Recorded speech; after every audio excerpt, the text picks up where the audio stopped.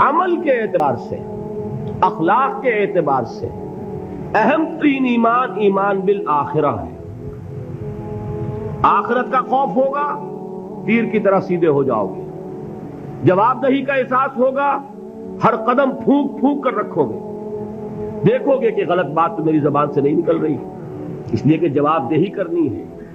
اللہ کے ہاں account for کر سکوں گا کہ نہیں، جسٹیفائی کر سکوں گا کہ نہیں، مجھے یہ کہنے کا حق تھا کہ نہیں، میرے لیے یہ لقمہ حلال ہے کہ نہیں، میرے لیے یہ بات جائز ہے کہ نہیں۔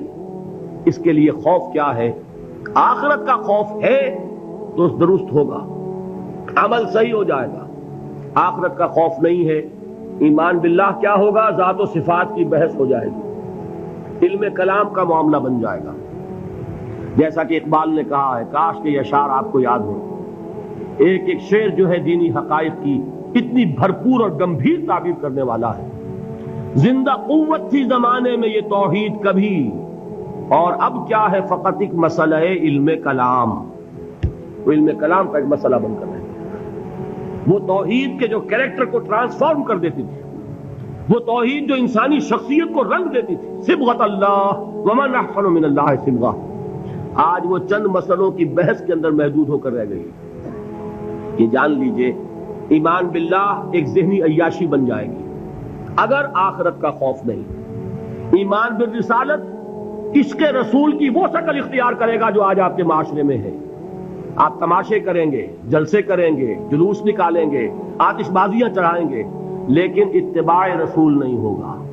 کیوں نہیں ہوگا؟ کہ آخرت کا جواب دہی کا احساس نہیں۔ اگر عمل درست ہوگا تو صرف آخرت پر ایمان سے درست ہوگا۔ یہ ہے اہم ترین ایمان۔ یہی وجہ ہے ہم نے اس آخرت کے ایمان کا حلیہ بگاڑ دیا۔ وہ بہت اپنی جگہ پر ایک مستقل موضوع ہے۔ آخرت کے ایمان کی نفی کن کن چیزوں سے ہوتی ہے؟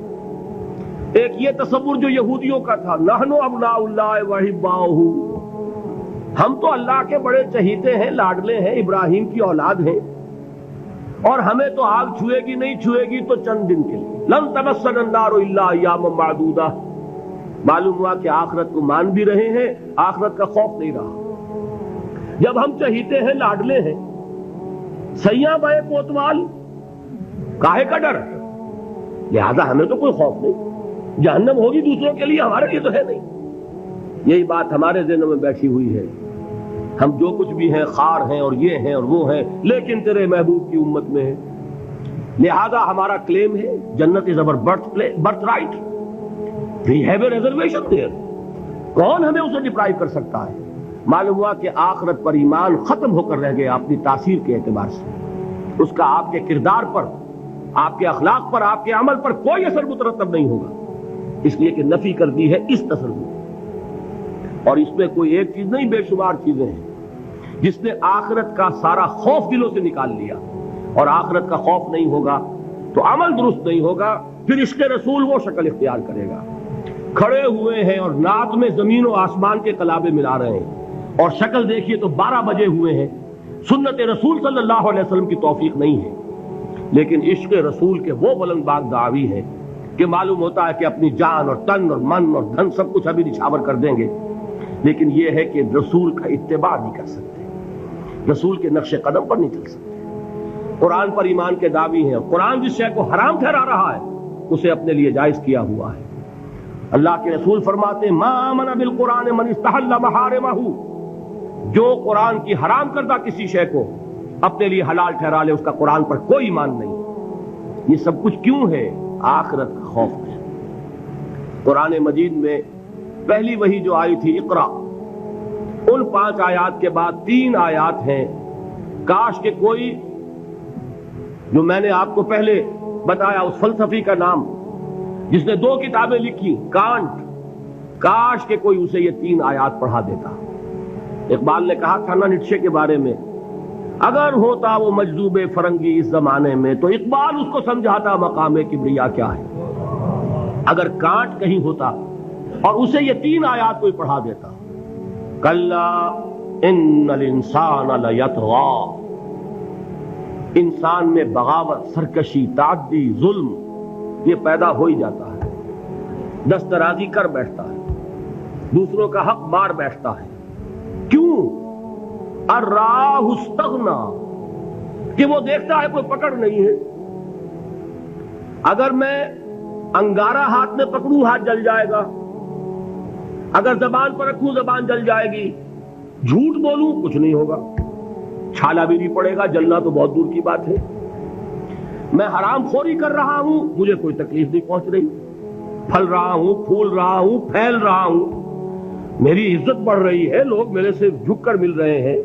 سب کو معلوم ہے کہ حرام سے کما رہا ہوں، سب کو معلوم ہے اسمگلر ہوں، سب کو معلوم ہے بلیک مارکیٹئر ہوں، لیکن پیسہ ہے میرے پاس، بڑے بڑے لوگ آتے ہیں، علماء آتے ہیں اور وہ مجھ سے ہاتھ ملاتے ہیں، تو مجھے کیا ضرورت پڑی ہے کہ میں حرام خوری چھوڑوں؟ ہے نا یہ بات؟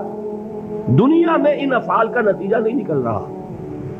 یہ ہے وجہ کہ جس کی وجہ سے انسان سرکشی میں، تعدی میں، ظلم میں، غلط کاری میں، حرام خوری میں بڑھتا چلا جاتا ہے.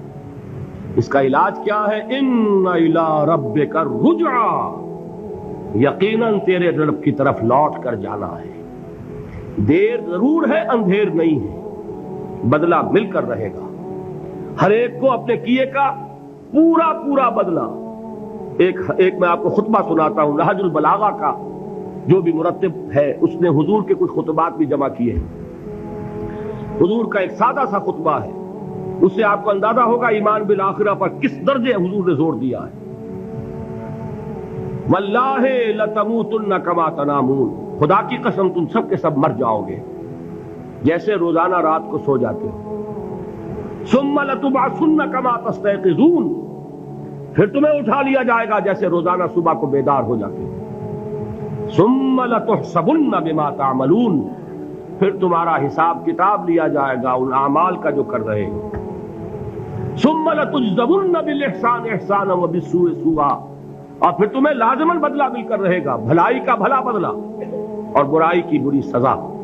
اور وہ کیا ہے؟ وَإِنَّهَا لَجَنَّةٌ أَبَدًا أَوْ لَنَارٌ أَبَدًا، یا آگ ہے ہمیشہ ہمیش کے لیے اور یا جنت ہے ہمیشہ ہمیش کے لیے. یہ زور ہے کلام نبوی میں اس ایمان بالآخرہ کے لیے.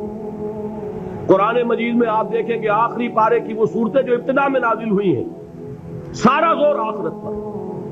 القارعہ ما القارعہ وما ادراک ما القارعہ یوم یکون الناس کالفراش المبثوث وتکون الجبال کالعہن المنفوش فاما من ثقلت موازینہ فہو فی عیشۃ راضیہ واما من خفت موازینہ فامہ ہاویہ وما ادراک ما ہی نار حامیہ.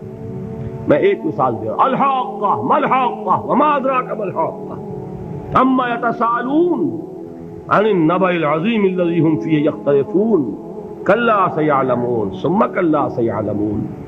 سارا زور آخرت پر ہے، اس لیے کردار بنتا ہے اس آخرت پر یقین کے نتیجے، عمل درست ہوگا اس آخرت پر یقین کے نتیجے میں. تو ایمانیات ثلاثہ کی ایک دوسرے کے ساتھ جو نسبت و تناسب ہے اہمیت کے اعتبار سے، اس کے لیے یہ الجبرے کے فارمولے کی طریقے سے یہ حقیقت ذہن نشین کر لیجئے. علمی، اصولی، نظری، علمی اعتبار سے اصل اہمیت ایمان باللہ کی ہے. قانونی، فقہی، شرعی اعتبار سے اصل اہمیت ایمان بالرسالت کی. اخلاقی، عملی اعتبار سے اصل اہمیت ایمان بالآخرہ کی.